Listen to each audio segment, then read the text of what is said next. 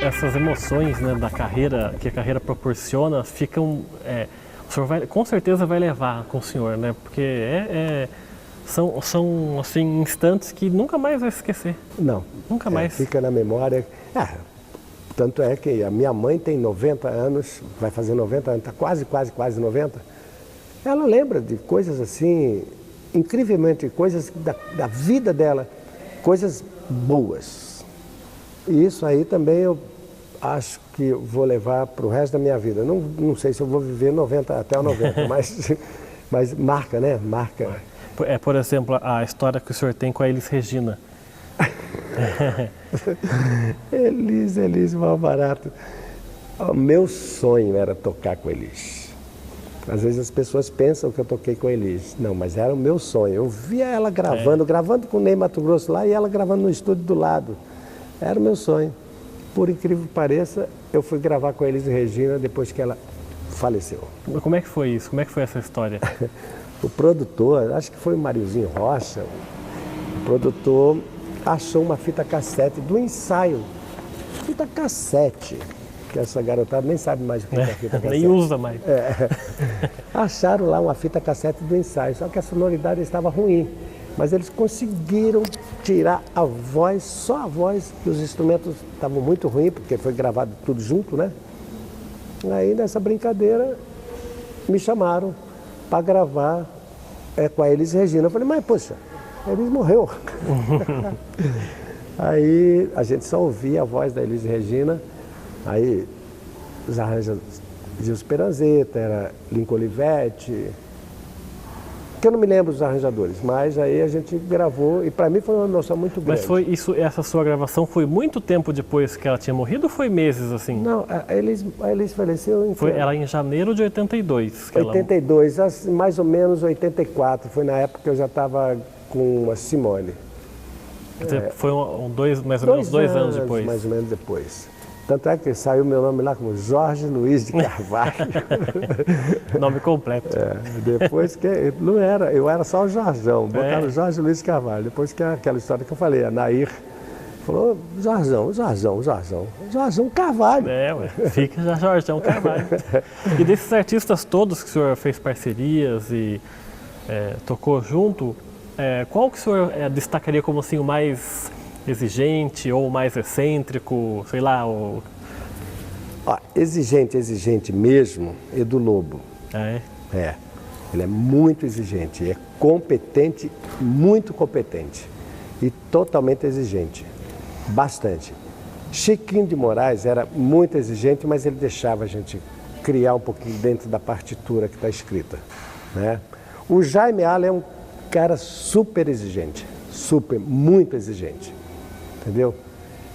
Quer dizer, agora o Sivuca, por exemplo, o Sivuca foi a minha paixão, porque o Sivuca escrevia tudo, tadinho, não enxergava, ele ficava assim, escrevia uma prancheta desse tamanho, assim, aquelas coisas de arquiteto, né, que escreve... Essas pranchetas aí. Aquele negócio, ele escrevia ali, tadinho, eu tinha pena dele, com o óculos desse tamanho, assim, grandão, mas escrevendo, mas ele escrevia tudo certinho, mas deixava a gente criar. Isso era bonito.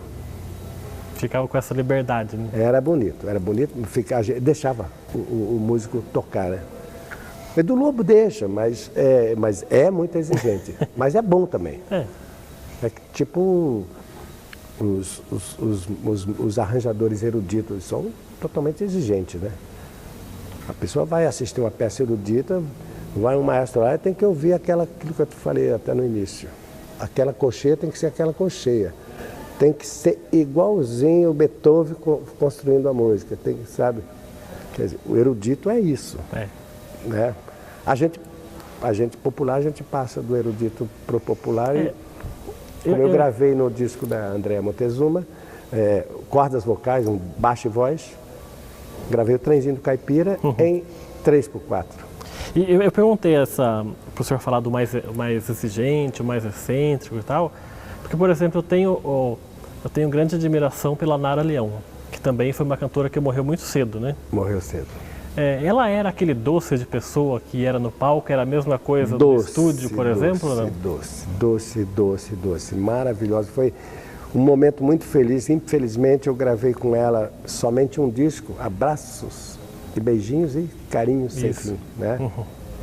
Eu participei desse trabalho que o Roberto Menescal me chamou, o arranjo era César Camargo Mariano, o baixista seria o meu mestre Luizão Maia, mas não pôde. Enfim, gravamos aquele disco, o Roberto Menescal, produtor, mas ela foi assim, foi não. Acho que está aí, assim como diz que Elis vive, acho que a Nara vive. Maravilhosa, simplesmente maravilhosa. Foi um disco assim que eu adorei. Lá no Japão, eu estava lá no Japão. Como é que foi essa história do senhor encontrar lá no Japão com a... Estava lá com a Simone, nem tô assim, depois do show, fomos eu e Simone e os músicos, nós fomos num lugar lá chamado Praça 11.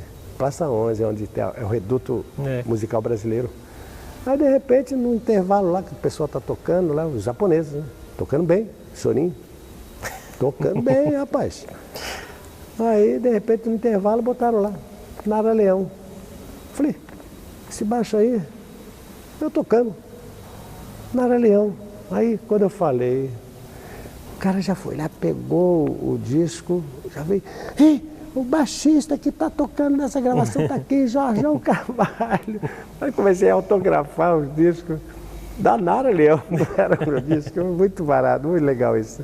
O seu lado compositor, o senhor também é compositor, né? Componho. Começa também na adolescência ou mais tarde um pouco? Começou na adolescência, inclusive no disco do Jaime Nair, né? Eu tinha, sei lá, 19, 20 anos. Aí eu compus Das Minas, juntamente com João Marcos Allen, que é o irmão do Jaime. Aí tinha uma letra e eu botei a música. Começou na adolescência. Mas aí eu comecei a desenvolver mais a parte de composição, mais pro lado instrumental. Entendeu? Porque eu não sei fazer letra. Entendeu? Então eu tinha dificuldade de achar letrista. Tinha um amigo, o Sérgio Natureza, Paulo César Pinheiro, mas eu não estava sempre com ele, né? E nem com Sérgio Natureza, né?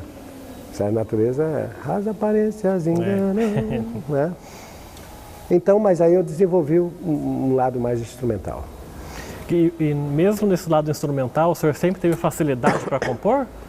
Ou sofre daqueles brancos que não sabe o que vai... Não, graças a Deus eu tenho uma facilidade para compor. Se eu precisar compor uma música, se você me pedir para compor uma música falando dessa parede azul, daquela parede lilás, eu chego em casa na madrugada, paro tudo no silêncio.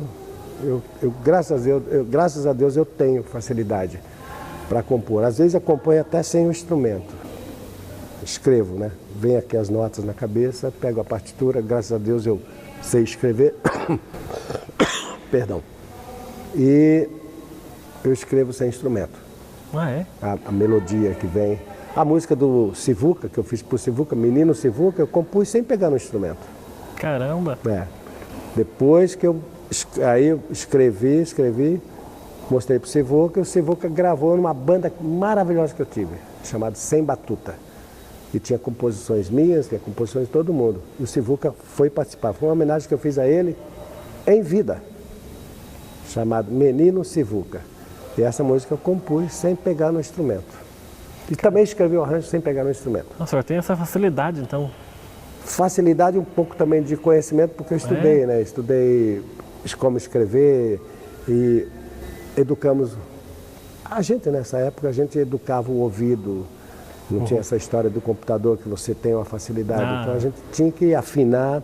Tanto é que até hoje eu afino, eu tenho afinador eletrônico, mas eu gosto muito daqui, do ouvido. E hoje em dia o senhor mora no Rio? Eu moro no Rio de Janeiro. Eu venho bastante vezes para cá, principalmente por causa da minha mãezinha. E segundo que eu moro sozinho no Rio de Janeiro. Então eu tenho 3, 4 dias de bobeira, 5 dias, uma semana. Trago os arranjos para escrever para cá, por exemplo, o método que eu escrevi, que eu estou escrevendo. Aí eu venho para cá, ao invés de ficar lá, eu venho para cá, fico ali vendo minha mãezinha lá deitada lá, Aí eu fico, escrevo. Você une o útil ao agradável, né? Exatamente. E o senhor falou desse método que o senhor está desenvolvendo, fala um pouquinho sobre isso, que hoje em dia também, eu já acoplo essa pergunta à questão da educação musical em escolas, que hoje está um pouco meio perdido. Como é que o senhor avalia isso e também queria que o senhor falasse sobre esse seu método que o senhor está desenvolvendo? O método vou falar depois. Eu avalio o seguinte, as escolas são boas, tem bons professores, mas o problema são os alunos. Aí hoje em dia, não é que nem eu, na época, quando eu estudei, que estudo até hoje, a gente estudava o que o professor queria ensinar a gente. É que nem o beabá. Você vai na escola aprender a escrever, A, B, C, D, B, A, beabá, né? Então a música também é isso, é dó, ré, mi, fá. Depois, hoje em dia o aluno chega lá, eu queria estudar sem preconceito nenhum, mas eu queria aprender a tocar música de, sei lá, Bruno Marrone, sei lá. Não quero mas não, para aprender a tocar aquela música tem que ter um começo, né? Exatamente. Entendeu? Então o aluno quer chegar, não sabe fazer um dó maior ainda. Então aprenda a fazer o dó maior, dó, mi, sol, dó, né? Depois aí vai captando o ouvido, aí depois vai indo, depois vai aprender aquela, né? Para depois aprender a música. Aí eu desenvolvi, aí chegando à história do contrabaixo, desenvolvi um método porque eu tenho um trabalho contrabaixo e voz, só baixo e voz. Somente baixo e voz. Eu e André Montezuma. Eu convidei a André, antes eu tinha convidado outras pessoas, a Nair eu convidei, mas ela não pôde. Convidei uma Ana Cristina, não deu estilo. Aí André Montezuma. Nessa história, desenvolvi um trabalho de baixo e voz. Aí surgiu o método harmonizando no contrabaixo. Que é um método que o senhor diria que deixa um pouco mais fácil o aprendizado, ou o que ele tem de diferente? Que eu venho daquela história do beabá. Por exemplo, você quer harmonizar no contrabaixo, aí você sabe que o acorde maior é tônica, terça e quinta, digamos. Aí você vai fazer um Fá aqui, se você botar a terça, é um Lá aqui, ó, aí vai pesar muito. Então você já ensina aqui, ele fazia o Fá aqui e o Lá aqui. Então vem indo, vai indo e vai subindo, isso cromaticamente, quer dizer, ensinar desde o princípio. Por enquanto ainda é apostila. Mas o senhor pretende... Eu pretendo. Concluir isso aí para que vire um método. Um método mesmo. Livro.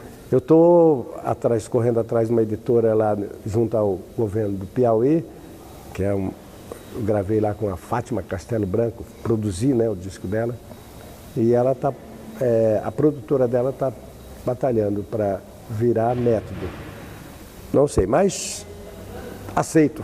Pode fazer a Aceita propostas. Exatamente. E a gente está chegando quase no final do nosso programa. A gente, bem no comecinho da nossa entrevista, o senhor falou sobre os artistas dessa geração de agora, que parecem que não...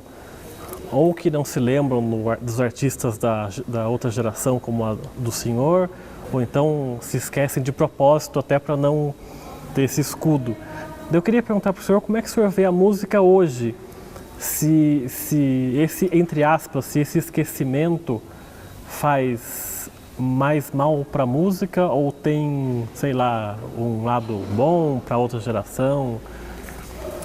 Olha, como diz o Caetano Veloso, a música, ela está aí, existe. O problema que está acontecendo é que a mídia não está mandando a boa música para essa juventude. E por que não? Por que a mídia não manda? Porque eles querem um produto descartável. Entendeu? Então, quer ganhar dinheiro rápido. Entendeu? Mas tem muita gente boa fazendo bom trabalho, boa música. Eu toquei no Parque da Cidade no domingo passado. Poxa, uma cantora chamada Lu Pereira, canta muitíssimo bem, ela tem um trabalho maravilhoso.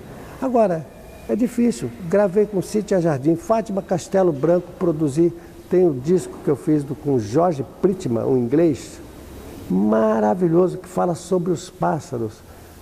Poxa, é um disco assim que fala da ecologia, da natureza. Tem o Sabiá, tem o Rio dos Pássaros, tem Sabiá, tem o Irapuru, Araponga, e ele fez as letras e eu musiquei.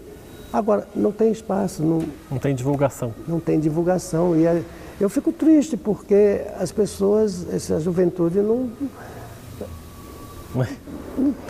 estão ouvindo. Tudo bem, com todo o respeito, né, sabe? Os cantores aí, os pagodeiros, eu respeito, eu gravo muito pagode também. Mas tem outras coisas boas acontecendo. Tem bastante coisa boa, né? Tem bastante coisa. Elis Regina não descobriu o Renato Teixeira? Renato Teixeira tocando no boteco lá em Taubaté, Elis Regina chegou lá, foi lá ver. Aí, sou caipira, pirapora nossa. Quer dizer, tem. Então tem muitos Renatos por aí. Tem que fazer um garimpo, né, para poder descobrir. É. E do que o senhor sente mais saudade hoje da sua vida? Eu sinto saudade dos locais, dos lugares para a gente tocar. Sinto saudade das excursões longas, talvez por essa crise financeira, porque na época fazia uma excursão com o Ney Matogrosso, era de um mês e meio, ficava um mês e meio fora para fazer 20 shows, 30 shows. Eu sinto saudade disso. Hoje em dia, você vai fazer uma excursão, 2 shows já é excursão. Eu sinto muita saudade. Não é nem excursão, né? 2 shows só não é nem excursão. Não é excursão, né? Eu sinto saudade.